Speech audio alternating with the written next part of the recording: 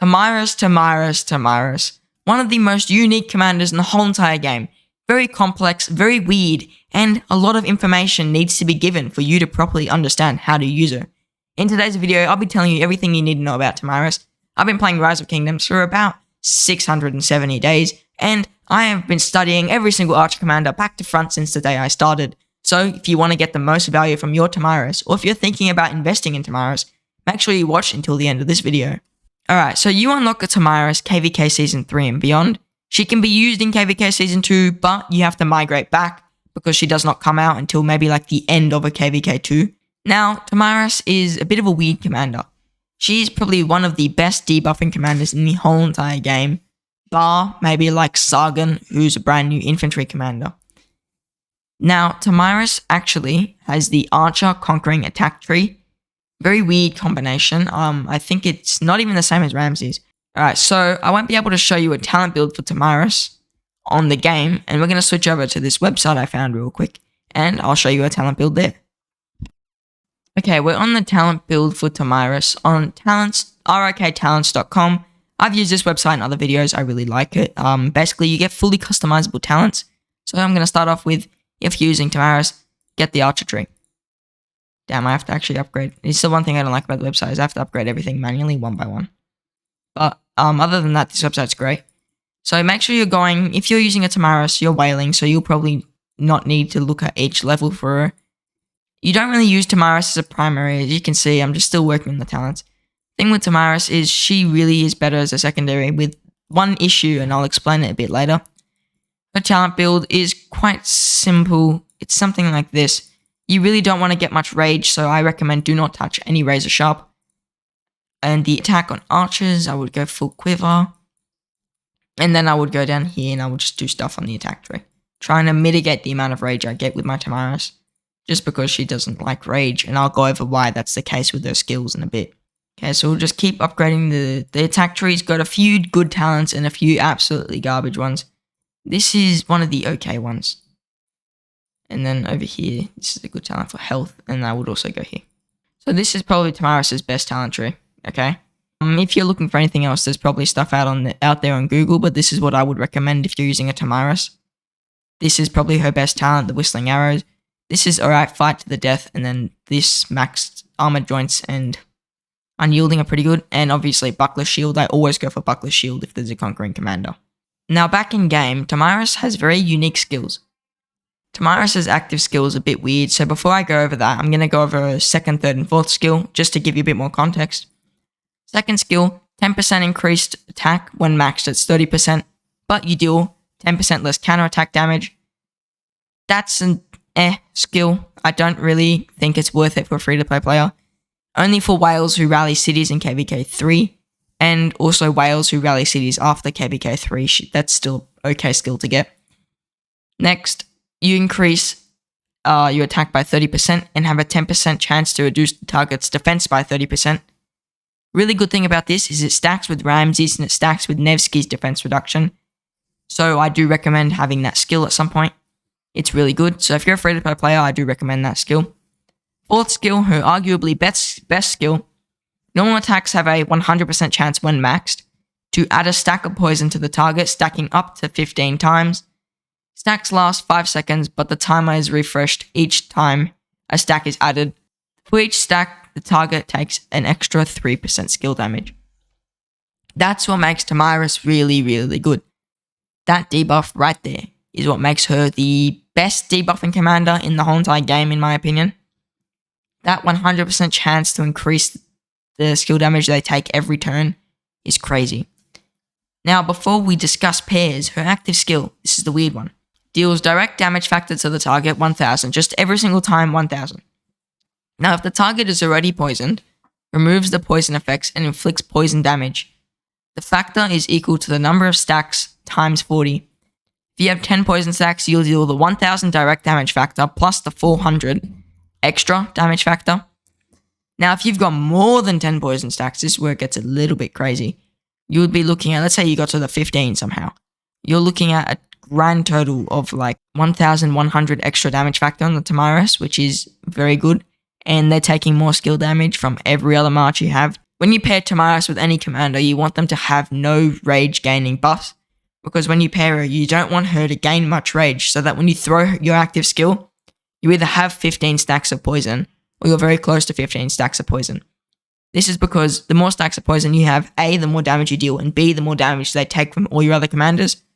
So Tomyris with a commander that doesn't throw their active skill or blocks their active skill is really, really good. So the best pairs I recommend for Cyrus: KVK Season 3, Edward of Woodstock, no doubt about it. I have a video about him actually, cards in the top. Edward of Woodstock is one of those commanders, just is a little bit different. He has an extra rage on his active skill and also loses 300 rage. So he will prevent Tomyris from throwing her active skill for a little bit longer. That's what makes Edward of Woodstock with Tomyris a fairly decent pair before Season of Conquest. Next, Artemisia Tomyris. Artemisia actually silences herself once you get that last skill for 3 seconds. So that's 3 seconds, so 3 extra stacks of poison that you'll be able to place on the enemy, making it a very good pair with Tomyris. There's talks about Artemisia coming to pre-Season of Conquest, so if you're interested in that, there's going to be a link in the description for a video where I discuss that. Then once you reach Season of Conquest, best pairs I recommend with Tomyris quite simply are Ramses or Gilgamesh, or of course you can still stick with Artemisia. Ramses is one of those commanders where I think he's fallen off a lot. I'll discuss that in actually our next video. So Ramses doesn't actually have any rage gaining abilities. That's why I say him with Tomyris actually is not a bad pair. And it's also why I actually somewhat recommend it. If you've already got a max Ramses and a max Tomyris and you don't really know what to do with them, just slap them together. I think it will work quite well. Ramses doesn't really need to throw his active skill. He can, and it's got a defense reduction, which stacks with Tomyris' defense reduction to keep in mind. So I do like that about Tomyris. Next, I do recommend Gilgamesh for another reason. I recommend just don't really go down that skill tree too much and maybe go down a bit more the conquering tree and max the archer tree. You don't want feral nature if you're using a Gilgamesh Tomyris. This is just because Gilgamesh is fairly tanky. He's got tanky stats here. This is 30% health. He deals all damage when targets lose HP. And he has normal attack damage reduced by up to 10%. 15% when maxed actually. So I think Gilgamesh with Tomyris is actually pretty damn good. So if you're considering a Tomyris pair, then I think Gilgamesh is actually pretty good if you've already got him maxed. Like if you were rallying when he was meta, and now you've just got a Gilgamesh sitting around, put him with your Tomyris. One pair a lot of people have been talking about, especially Shisku, is Nebu Gilgamesh. It sucks. Don't do it. Don't. Nebu needs an active skill to be going off constantly, and he wants to be firing that active skill. His active skill is the only thing that makes him still somewhat usable, in my opinion. I've also got a video about why when I talk about this.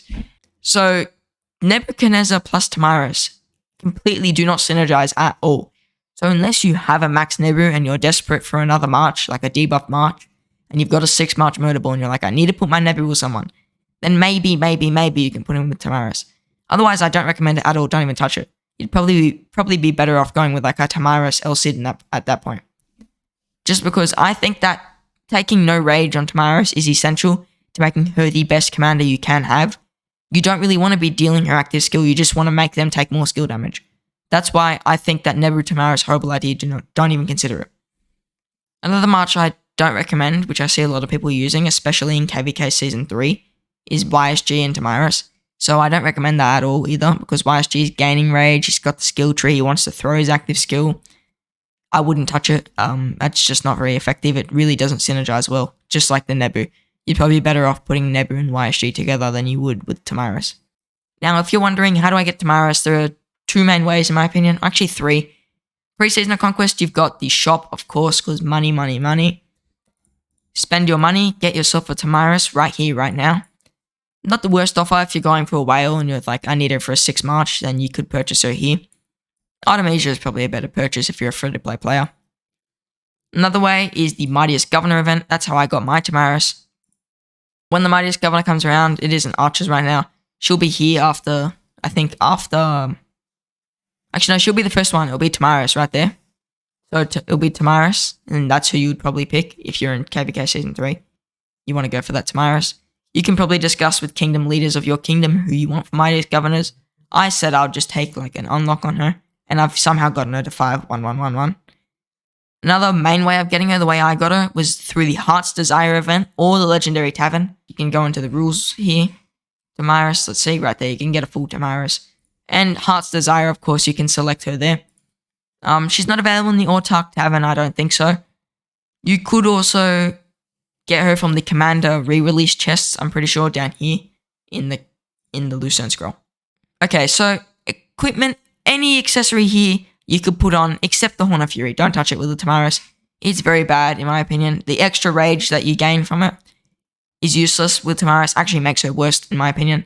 So don't do that. You can consider Pendant of Eternal Night. You probably want a ring. You can consider Web. You can consider Dagger. I wouldn't really do Coin just for the reason that Coin sucks. Consider Vengeance. You could even consider Kurak War Drums. I wouldn't really consider Seth's Call, and I wouldn't really consider Greatest Glory.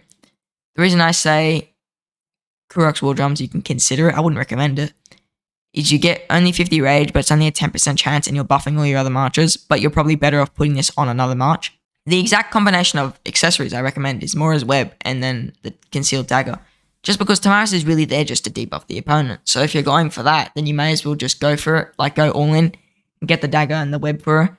Otherwise, then I would just recommend like Ring and then either Dagger or Web, preferably Dagger. If you're free to play and you somehow got a Tomyris, you madman, then I recommend Silent Trial and Delane's Amulet like usual. Consider Call of the Loyal if you need march speed or if you just need to fill in an accessory slot. So moral of the story, if you've got a Tomyris and you can get her to 5-1-1-5, so max the first skill, don't max the next two and max the last skill. If you're really lucky like that, then you can consider her. If you're a whale, then 5-1-5-5 for the field, or if you're a full whale, just max her, and then you can rally people's cities, like multiple rallies. You would never rally a city with Tomyris by yourself. So you could rally cities, you could field with her, there's a lot of different usages, except she's not good if it's like 2 marches. So you really want to have a Tomyris with about 6 to 7 marches. So if you're a free-to-play player, don't touch Tomyris is my recommendation. Now, if you're a whale, best pair for her, in my opinion, is Gilgamesh, say Gilgamesh Tomyris, or Ramses Tomyris. Depends. Whichever one you have or whichever one you've got available. Now, if you're curious about some of the other commanders like Edward of Woodstock or El Cid or even Thutmose, I think I've even got a guide for YSG. So if you want any of those, they're going to be in the card on the end screen right now. And if you really, really, really want to help the channel out, then drop a subscribe. I hope I earned it. And I hope to see you in my next video. Thank you for watching.